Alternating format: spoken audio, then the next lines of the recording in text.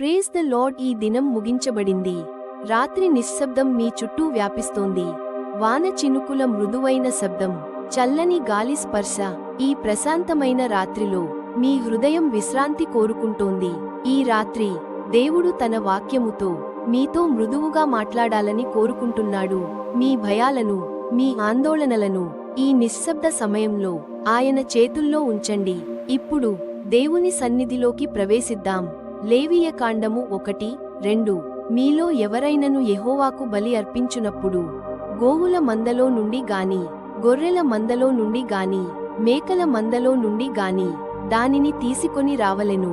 పురాతన కాలంలో ఇశ్రాయేలీయులు దేవునికి తమ బలిని అర్పించేవారు. వారు తమ మందలో నుండి ఉత్తమమైన దాన్ని తీసుకొచ్చి దేవునికి సమర్పించేవారు. అది కేవలం జంతువు కాదు, అది వారి ప్రేమ, వారి విధేయత, వారి కృతజ్ఞత. ఈ రోజు మనం జంతుబలి అర్పించాల్సిన అవసరం లేదు. కానీ దేవుడు మన హృదయాన్ని కోరుతున్నాడు, మన సమయాన్ని, మన ప్రార్థనను, మన విశ్వాసాన్ని. ఈ రాత్రి మీ ఆందోళనలను దేవునికి అర్పించండి. మీ భయాలను ఆయన చేతుల్లో ఉంచండి. మీ బాధలను ఆయనకు సమర్పించండి. అప్పుడు మీ హృదయం తేలికగా మారుతుంది, మీ మనసు ప్రశాంతంగా ఉంటుంది. ఎందుకంటే దేవునికి అర్పించిన హృదయం శాంతితో నిండిపోతుంది. ఈ రాత్రి మీ హృదయాన్ని దేవునికి అర్పించండి. హాయిగా నిద్రపోండి. యేసయ్య మిమ్మల్ని దీవించునుగాక. ప్రార్థన. ప్రియమైన పరలోక తండ్రి, ఈ రోజు నన్ను నడిపించినందుకు కృతజ్ఞతలు.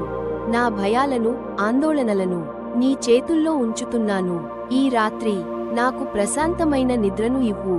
నీ శాంతితో నా హృదయాన్ని నింపుము. నా ఇంటిని కాపాడుము.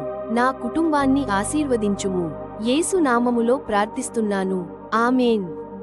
ఈ రాత్రి మీ హృదయం దేవుని శాంతితో నిండియుండునుగాక. మీ ఆలోచనలు ప్రశాంతముగా మారునుగాక. మీ మనసు విశ్రాంతి పొందునుగాక. దేవుని కృప మీ ఇంటిని కాపాడునుగాక. మీరు నిద్రపోయినప్పటికీ ఆయన మిమ్మల్ని జాగ్రత్తగా కాపాడుచున్నాడు. ఇప్పుడు హాయిగా నిద్రపోండి. యేసయ్య మిమ్మల్ని దీవించునుగాక. శుభరాత్రి.